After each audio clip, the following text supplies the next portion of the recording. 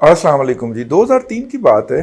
ہم دی news international جو انگریزی اخبار ہے اس کے رپورٹنگ روم میں بیٹھے ہوئے تھے اور وہاں پہ امتیاز عالم صاحب تشریف لائے.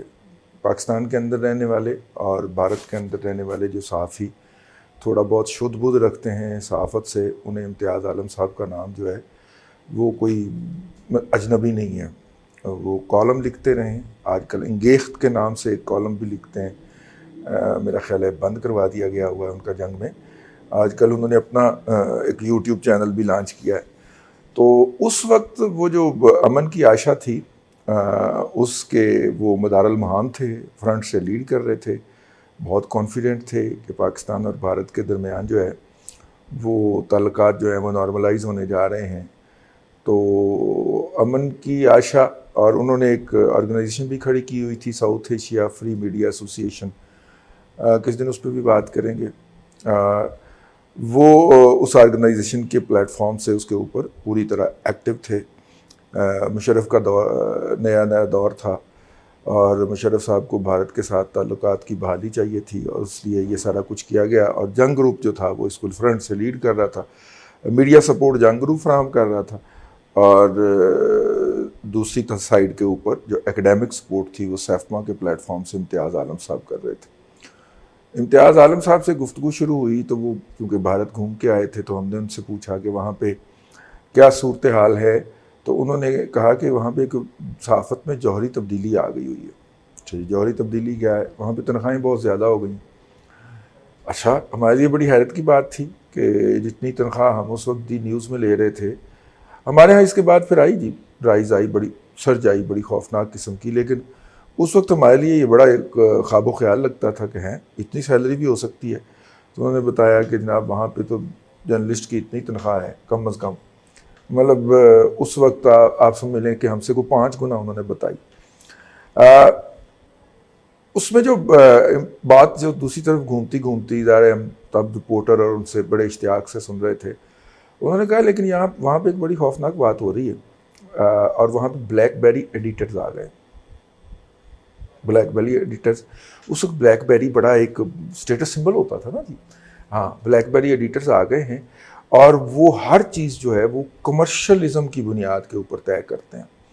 اور وہ ینگ ایڈیٹرز ہیں، نہ ان کا کوئی میڈیا کا ایکسپوجر ہوتا ہے. 2-4 دن وہ رپورٹنگ میں یا ادھر ادھر کام کرتے ہیں اور اس کے بعد وہ ایڈیٹر لگا دیے جاتے ہیں.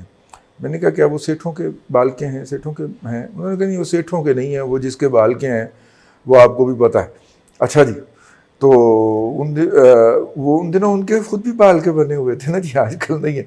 ہاں، سیٹھوں کے بال کے نہیں ہیں، وہ باہر سے ہی لیے جاتے ہیں، لیکن ان کا کام ہوتا ہے کہ کوآرڈینیشن کرنا. وہ ایڈیٹری نہیں کرتے، کوآرڈینیشن کرتے ہیں. اب ہمارے لیے کوآرڈینیشن ایک نیا لفظ تھا کہ کوآرڈینیشن کیسے کرتے ہیں جی. وہ پاور ٹو بی جو ہیں ان کے ساتھ کوآرڈینیٹ کر کے میڈیا کو مینیج کرتے ہیں. تو پھر انڈیا کے اندر ہم نے ڈیزاسٹر بھی تو دیکھا نا جی کہ وہاں پہ مودی جو ہے وہ ایک جسے کہنا چاہیے جو جس کے کریڈٹ کے اوپر صورت نگر کی اور گجرات کی قتل و غارت گری تھی، وہ وہاں کا سب سے بڑا جو ہے وہ مہان بن گیا، اور پھر وہ وزیر اعظم بن گیا، اور پھر وزیر اعظم دوبارہ بھی بن گیا، وزیر اللہ کے بعد وہ وزیر اعظم بھی بن گیا.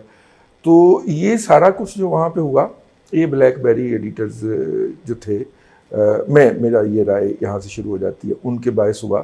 کیونکہ جب آپ سٹیکس بہت بڑھا دیتے صحافت میں، ہمارے دور کے اندر تو لوگ مشن کے تحت آتے تھے نا کہ بس جو ہے وہ خدائی خدمتگار بنیں گے، لوگوں کی مصیبتوں کے اوپر آواز اٹھائیں گے اور معاشرے کے اندر اپنا کوئی پازیٹیو کنٹریبیوشن کریں گے. یہ وہاں پہ پہلے ہوا، اور وہاں کے بعد پھر پاکستان میں جب ہوا تو اس کے ساتھ ہی پاکستان کے اندر جو تھا وہ ایک اور تبدیلی آ رہی تھی. وہ یہ تھی کہ میڈیا جو تھا وہ پرنٹ سے الیکٹرانک میں ٹرانسفارم ہو رہا تھا، اور جب ٹرانسفارم ہو رہا تھا تو اس وقت اسی ورج کے اوپر یہ اسپائک آ گئی. تو میڈیا کے اندر ہم نے جو ہم 25-25 30-30 ہزار روپے پہ 40-40 ہزار پہ کام کرنے والے لوگ تھے، ہم نے 40-40 لاکھ سے لے کے 80-80 لاکھ تک کی سیلریاں جو تھیں وہ لوگوں کو لیتے ہوئے بھی دیکھا، بلکہ ہم نے تو دستخط بھی کیے بہت ساری ایسی پیمنٹس کے اوپر.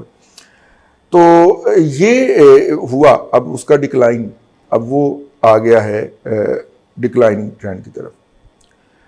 اب اس کا اگر کمپیریزن کیا جائے بھارت کے ساتھ کہ وہاں پہ پرنٹ میڈیا جو ہے, جو کہ اصل میں مین اسٹریم میڈیا ہے, ٹھیک ہے, بلیک بیری سے بچا ہوا ہے تھا یا بلیک بیری سے بچ گیا, یا ایون بلیک بیریز بھی وہاں پہ جو تھے وہ تھوڑا سا بیلنس کر کے چلے, تو کوئی 2-3 آؤٹ لیٹ ہی ہیں ادھر بھی اور ادھر بھی, ہاں دونوں سائڈوں کے اوپر. یہ جو بلیک بیری سے بچ گئے ہیں اور جو بلیک بیری کی زد میں آئے ہیں, اب ان کے اپنے سروائیول کا مسئلہ پڑ گیا. بھارت میں پاکستان سے الیکٹرانک میڈیا بہت بڑا ہے, مطلب اگر آپ والیوم کی بات کریں تو 1:6 یا 1:5 کا جو ریشو ہے اس سے بہت بڑا میڈیا, لیکن وہ سارا میڈیا چل رہا ہے اور اس کی فائنینشیل جو ہے وہ وائبلٹی بھی متاثر نہیں ہے, سسٹینیبل بھی ہے, سیٹ بھی کما رہا ہے, لوگوں کو اچھی سیلریز بھی مل رہی ہیں. اس سائڈ پہ کیا ہوا ہے اب دیکھنا پڑے گا کہ ہم تو ان کے پیچھے پیچھے چل رہے تھے نا, ان کے ہاں پہلے سرج آئی, ہمارے ہاں بعد میں آئی, ٹھیک ہے, اور ہم اس کے پیچھے پیچھے جا رہے تھے. ہمارے ہاں کیا ہوا, ہمارے ہاں کیا ہوا اس کے اوپر تو میں پہلے ایک ویلاگ کر چکا ہوں, لیکن اس کے نتیجے میں کیا ہوا, اس کے نتیجے میں یہ ہوا کہ پاکستان کے اندر میڈیا کی کریڈیبلٹی, الیکٹرانک میڈیا کی اور پرنٹ میڈیا کی, not as a whole but majority, ٹھیک ہے, تقریباً 90% میڈیا جو ہے اس کی کریڈیبلٹی زیرو ہو گئی. اور اس کا آپ اندازہ یہاں سے کر لیجئے کہ بشیر میمن صاحب جو کہ ڈی جی ایف آئی اے رہے ہیں, بہت اپ فرنٹ آدمی ہے, پیپلز پارٹی کا ٹارگٹ رہے, کیونکہ انہوں نے وہ حرکات کرنے سے انکار کر دیا جو پیپلز پارٹی کی گورنمنٹ, وہ جب فیڈریشن پہ آتی ہے تو جمہوریت کی علم بردار ہوتی ہے, لیکن جب سندھ میں جاتی ہے تو اس کا چہرہ دیکھنے والا ہوتا ہے. تو وہ جو پیپلز پارٹی کی جو خواہشات ہوتی تھیں کہ تمام گنا جو ہے زرداری صاحب کی ملوں کو موڑ دیا جائے اور باقی ملیں بند کرا دی جائیں, ٹھیک ہے نا, تو وہ اس طرح کی خواہشات کو پورا نہیں کرتے تھے. فلانے بندے کو ٹپکا دیں, فلانے کو اٹھا لیں, ٹھیک ہے, فلانے کو چپ کرا دیں, وہ اس طرح کی حرکات نہیں کیا کرتے تھے. اس لیے وہ پیپلز پارٹی کے انوانٹیڈ جسے کہنا چاہیے پولیس آفیسرز میں ان کا شمار ہوتا, جس کو انہوں نے بھگتا بھی. ڈی جی ایف آئی اے بنائے گئے یا بنے, اس دوران وہ ڈی جی ایف آئی اے تھے جب میں اٹھایا گیا, ٹھیک ہے, اور میں ایف آئی اے کی کسٹڈی میں دے دیا گیا. تو he was so brave, he was so کریجیس, professional, کہ انہوں نے کہا کہ میں اسے فزیکلی ٹارچر نہیں کرنے دوں گا اپنے سٹاف کو. ہی از اے جرنلسٹ, ٹھیک ہے, اور جرنلسٹ بھی کیا کوئی اور بھی بندہ ہوتا تو اس کے اندر تو کسی کی تسکین کے لیے لوگ آج کہہ رہے ہیں کہ جناب وہ چودھری صاحب جو ہیں, فواد چودھری صاحب, وہ فرما رہے ہیں جی پرائم منسٹر کو پتہ نہیں, وہ یار وہ اتنا گھٹیا آدمی ہے, اس نے خود ڈائریکٹ کیا ہے اور خود ڈائریکٹ کیا ہوگا. مجھے اس بات کا ذاتی طور پہ تجربہ بھی ہے اور علم بھی ہے, ٹھیک ہے. ہی واز دا مین جو کھڑے ہو گئے تھے, انہوں نے کہا کہ نہیں, میں اس کو, آپ نے ٹھیک ہے اس کو گرفتار کرنا تھا کر لیا, مقدمہ درج کرنا کر لیا, اب عدالتوں کو اپنا کام کرنے دیں. اب اس کو اندر واڑ کے پھینٹنے کی کیا توک بنتی ہے کہ جناب 2-3 مچھندر بھیجو جڑے انہوں نے اٹھن اتھے بیٹھ کے, ٹھیک ہے. اور دوسرا انہیں یہ بھی پریشر آیا, انہوں نے کہا جی میں وہ پڑھا لکھا آدمی ہے, میرے بہت سارے جو یہاں پہ آفیسرز ہیں وہ اس کے اسٹوڈنٹ رہ چکے ہوئے ہیں, میں اس کو جیل میں کیسے ڈال سکتا ہوں, ٹھیک ہے, ان دوسرے کرمنلز کے ساتھ میں نے اسے رسپیکٹ سے رکھنا ہے. میرے پاس 24 گھنٹے کی کسٹڈی ہے, صبح عدالت اس کو اپنی کسٹڈی میں لے لے گی. میرے پاس تو کوئی انویسٹیگیشن کے لیے کوئی پوائنٹ نہیں ہے, جو میں نے انویسٹیگیٹ کرنا ہو تو انہیں جوڈیشل ہونے دیں. نہیں رکھا انہوں نے انویسٹیگیشن کے لیے, سٹینڈ کیا. یہی ایک اچھے ایماندار اور اپ فرنٹ افسر کی نشانی ہوتی ہے کہ وہ قانون نکال کے کہتا ہے کہ سر قانون کے مطابق ہم ایسا نہیں کر سکتے, ٹھیک ہے. ایسی صورت کے اندر اب فواد چودھری صاحب جو ہیں, اگر وہ یہ فرماتے ہیں کہ جناب ہمارے اوپر جب پہلا غداری کا مقدمہ ہوا تھا, ایڈجوڈیٹنٹ جنرل جی ایچ کیو کی طرف سے درخواست آئی لاہور ہائی کورٹ میں, میرا خیال 24 یا 26 اکتوبر تھا 2003 کا, تو وہ درخواست پینڈنگ ہو گئی جی. ہم کہیں جی کارروائی کریں, لٹکائیں ہمیں, ہم نہیں جی ہر 15 دن کے بعد تاریخ پڑ جانی. اب ہم نے کہا یار اس اچھا پھر آپ اس طرح کے معاملے پہ نا ڈبل پریشر میں آ جاتے ہیں. ادارہ کہتا ہے یار کہ یہیں لگی ہوئی ہے, ٹھیک ہے, آپ جو ہیں اس کو نپٹائیں. آپ ادھر سے ادارے کی طرف سے آپ انڈر پریشر ہوتے ہیں, فیملی کی طرف سے. یہ کیا 15 دن کے بعد صبح 7 بجے اٹھ کے تو تیاری کر رہے ہوتے ہیں, ہم تو 11 بجے گھر سے نکلنے والے لوگ ٹھیک ہو گئے. تو اب اس پریشر کے اندر ہمارے دوست ہیں سعید چودھری صاحب, بڑے کمپیٹنٹ ہائی کورٹ کے رپورٹر ہیں, انہوں نے کہا یار یہ اس کا چاچا لگا ہوا ہے تو اس سے جا کے ملتے ہیں. جب ہم ان سے ملنے گئے تو انہوں نے کہا کہ یہ تو کام میں نہیں کرتا. ٹھیک ہے, چائی صاحب نے آج کہا دوسرے کمانے نال ایک کام میں بھی کر لو. خیر ہم پھر ملے, اپنا وہ فوت ہو گئے ہیں ایک سینئر رپورٹر ہمارے جنگ کے جو تھے, میں نام ان کا بھول رہا ہوں, ابھی حال ہی میں اللہ تعالیٰ کے پاس گئے ہیں. انہوں نے کہا کہ یار ہم خود مل لیتے ہیں چیف سے. تو ان کے چچا سے ہم ملے جا کے, تو انہوں نے کہا کہ یہ تو کیس واپس نہیں ہو سکتا. ہم نے کہا جی پھر اس کا فیصلہ کر دیں. یہ فیصلہ بھی نہیں ہو سکتا.